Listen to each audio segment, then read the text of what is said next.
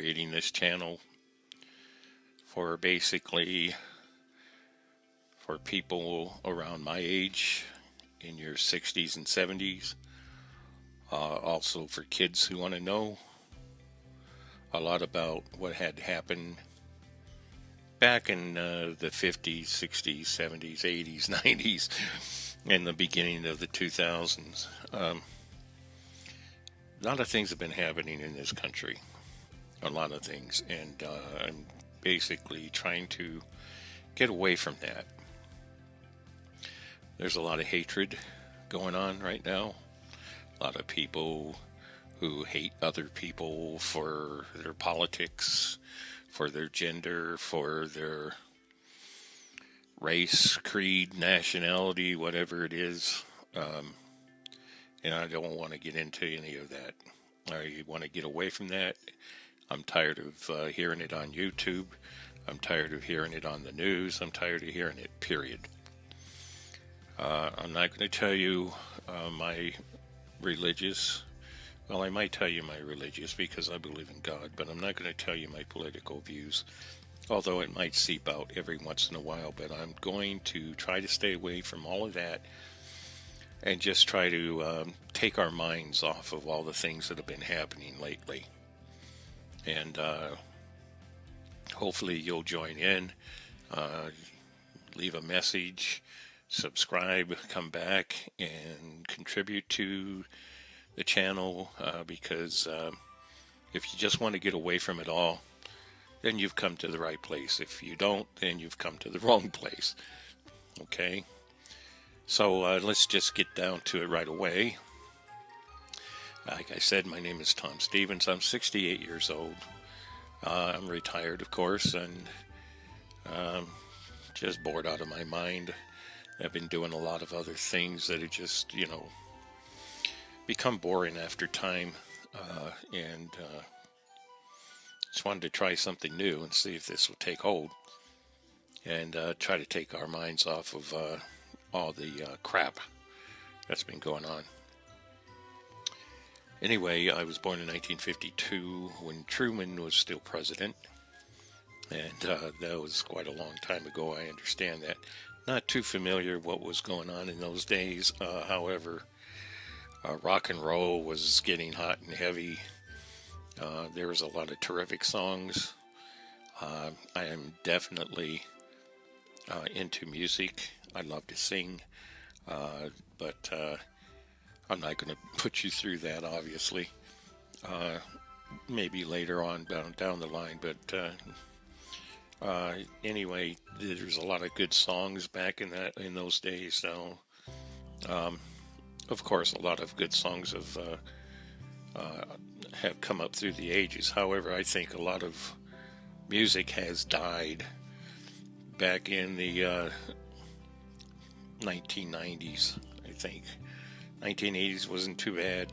1990s getting worse. About the 2000s, goodbye music as far as I'm concerned, but that's just me. And I'm an oldster, so, I'm not into the hip-hop community. I'm not into the metal, the hot, heavy metal. I'm into the oldies but goodies. But anyway, back to when I was born in 1952. I was born in Lansing, Michigan. I was raised in Southern California till I was 18 years old, at which time I joined the U.S. Air Force and spent 12 years in the U.S. Air Force, hence the hat that I have on. Those were the best years of my life, other than recent, when I got married to my lovely wife, Linda. Those have been the best years of my life. We got married in 1996. And we've been happy ever since. But anyway, again, back to the time that I was born. 1950s was not a good time for having children out of wedlock. However, my mother did have me out of wedlock. And wasn't a good time for her. It wasn't a very good time for my grandparents because they didn't like the idea that I was going to be born when she was 18 years old without a father. My mother fell in love with a man in high school, and they got married. They had sex, which today is basically you don't need to be having marriage anymore. But in those days, if you're going to have sex, you better be married, or society would definitely look down upon you and frown on you. The man that she fell in love with, his name was Tom, and therefore that I was named after him, unfortunately. Anyway, she had me, and then she told my father, that my biological father, that he should be proud of the 6-pound baby boy that she just had, and he said, no, you should be proud of the 6-pound baby boy you just had. And he went enlisted in the army, and off he went to Korea to fight in the Korean War. So, long story short, I never had a father. My mother raised my brother and I all by herself. Very difficult time for her, I'm sure, especially in the early years. She did get married when I was 2 to my stepfather, and that's another story altogether. Not that he abused me. He was not an abuser. He did not verbally abuse me. What? I'm on it now. That's my lovely wife, Linda, there. Saying that she hopes this experiment that I'm doing right now, making sure that the sound in the video is all working. So let's hope it does. But yeah, she raised my brother and I, and it wasn't. She got married when I was 2, like I said, and they moved to California, and I lived in California. Raised in California from 2 to the age of 18, graduated high school at Paramount Paramount High School. I graduated in 1970. That'll put you and make sure that if you're checking for my age, that'll give you one indication. 1970, and then once I graduated, I basically went and worked. I had an old Dodge beater. It was a smoke machine, and I used that to go to work. I worked for Safeway. Was it Safeway or Safe? Yeah, I think it was Safeway groceries, and I worked there for a couple of years. I was making like $2.05 an hour, or something like that, $2.18 an hour. And now they're talking about minimum wage of $15 is unbelievable. I wished I could have made $15 an hour back in the time when I was in high school. I'd have been a lot better off than $2.05 an hour. Anyway, I enjoyed it. It was hard work, but I still enjoyed it because of I enjoyed the competition and the challenge. The competition in that, other grocery stores were putting up against us. The big stores like Ralph's and Lucky's, and I don't think there's too many, maybe a few Lucky stores around.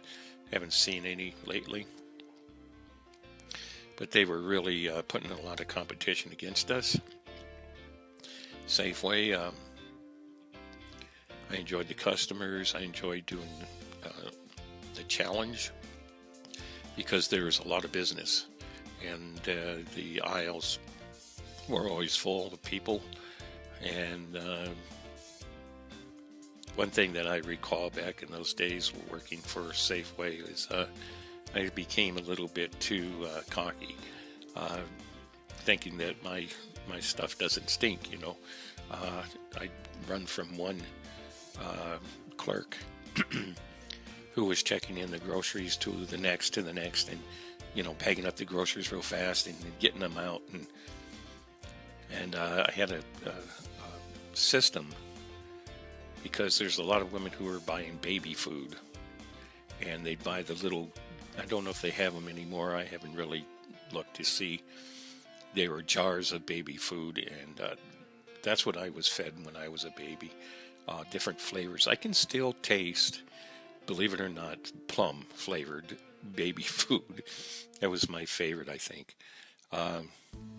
And those jars are kind of small, so they'd come down that conveyor belt, 50 at a time, and I'm just, with my right hand, I'm throwing it up to my left hand. With my left hand, I'm putting it in a bag, and I'm just doing it real quick.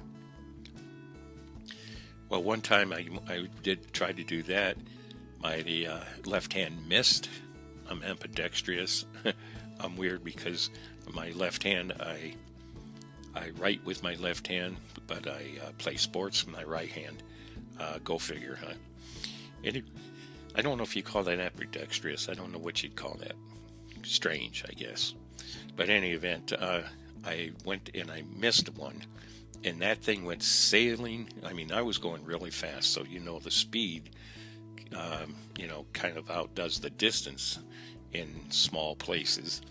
And it outdid this distance really fast, went up and hit the glass of the front of the store, just about broke the glass, and went down and smashed in the aisle. Luckily, nobody was in that aisle in front, but it did make one heck of a noise and one heck of a mess. And so embarrassed, so embarrassed. But yeah, those were the days. And in 1970, I graduated, was, I think, July.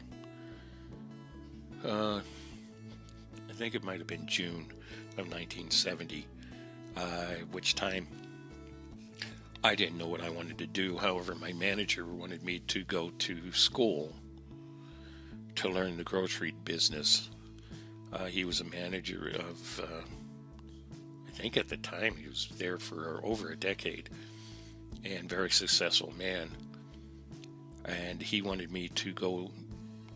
They would send me back east to the East Coast. We are on the West Coast, of course, and get taught and go. You know everything there is for store management, and then once I completed that, then I would be assigned a manager for a store. I guess it was pretty extensive school, and they taught you just about everything. And he was very pleased with me, and he recommended that I go. And I told him, you know what, that's very, very kind of you. I need to think about it, though, okay? Because there's other things I'm thinking about. One of the things I was thinking about was joining the service.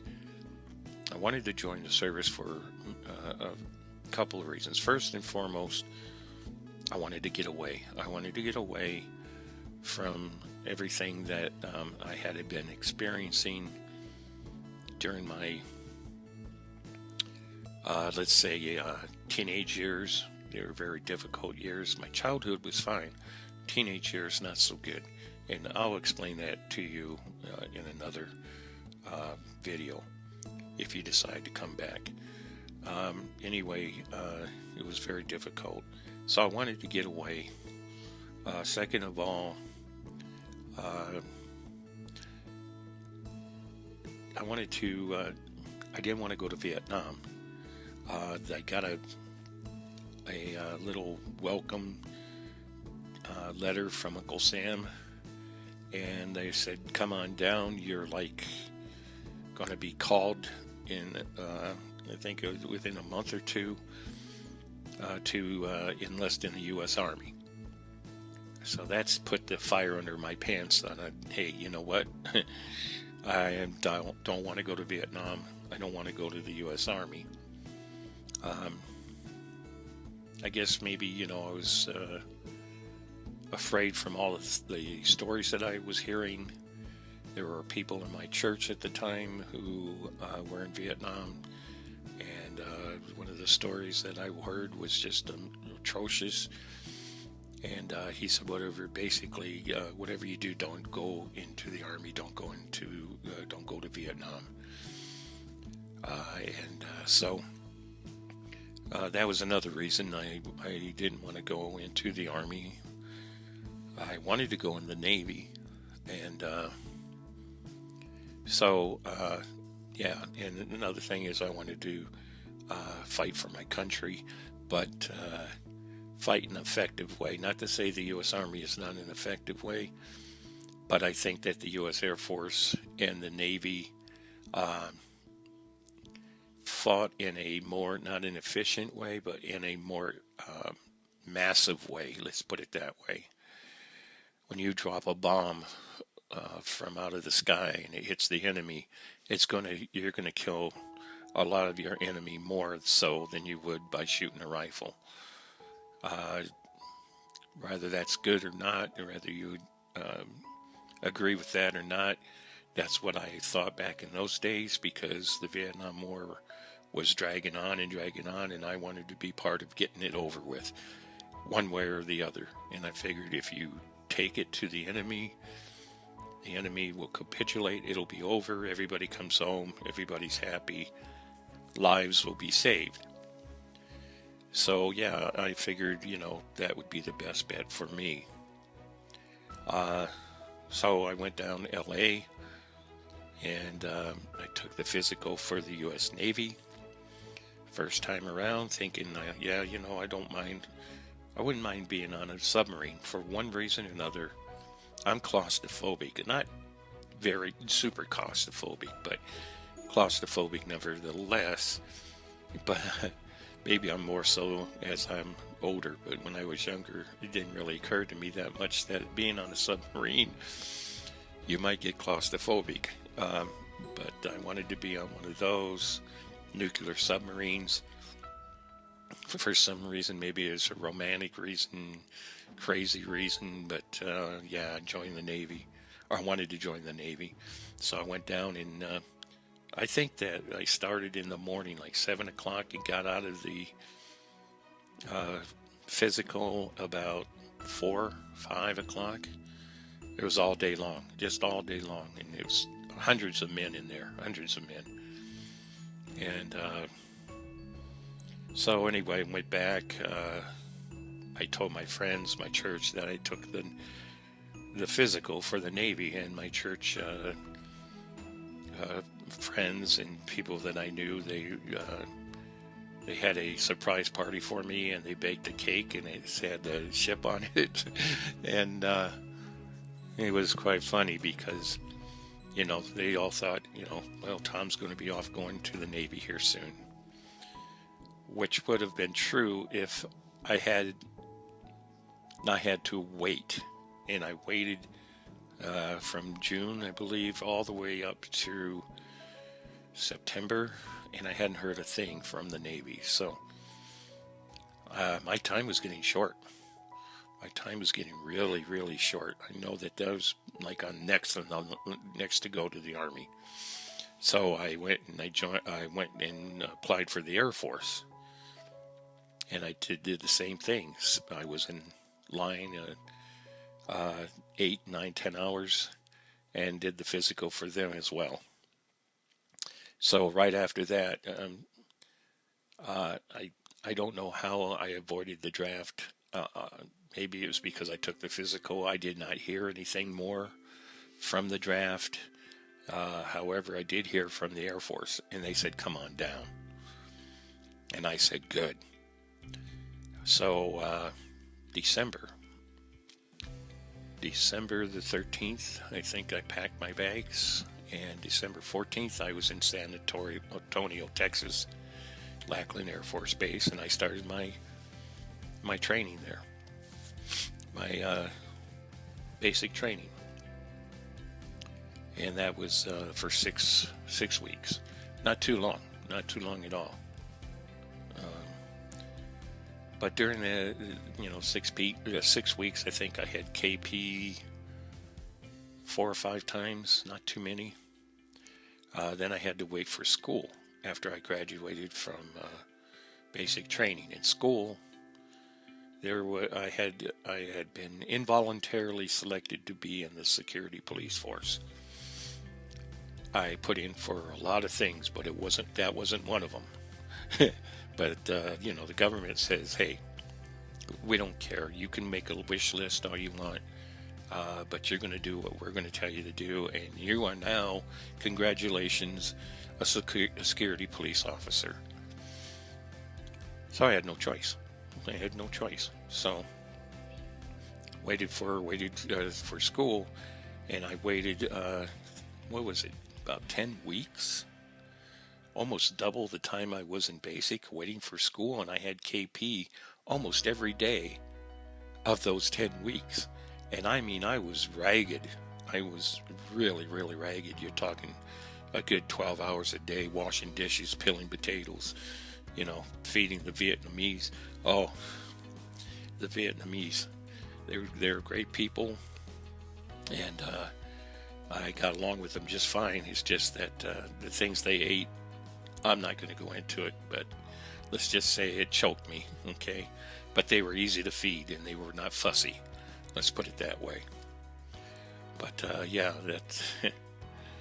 that was in 1970, and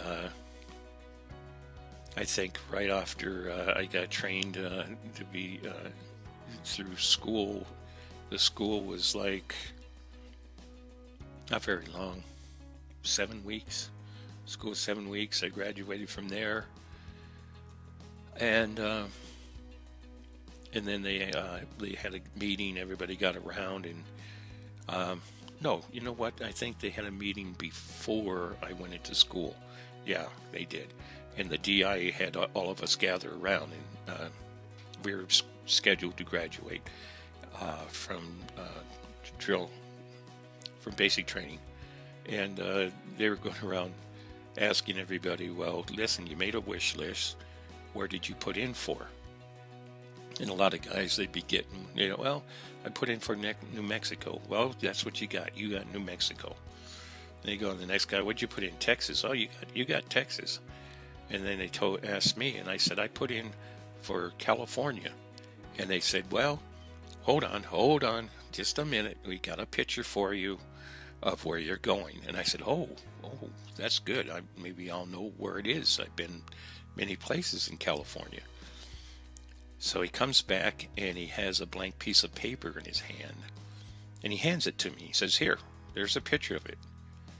And he says, show everybody. And everybody's like looking at me, and I'm looking at them like we're all crazy. And I said, sir, what's that mean? He says, you're going to Minot, North Dakota. Minot, North Dakota. And he says, this is the wintertime picture. You're going to enjoy it. You're going to love it. And you know what? I didn't. Being raised in Southern California and going to Minot, North Dakota, was not my idea of having fun. And it wasn't my idea of a joke. And I wasn't funny at all. But, yeah, we'll get into more of that later. Just wanted to see how this goes, see if anybody wanted to, share some of their stories. As I go up in time, we'll be covering a lot of events that happened during those years, a lot of news events that differ quite a bit from what we are experiencing today. But I'm going to still try to stay away from the politics and all the nastiness that we've all been experiencing lately. So until next time, thank you so much for joining me. I know this has been a little long. Looks like almost 25 minutes, so I'm going to cut it off. And hopefully I'll see you in the next video. Until then, bye-bye.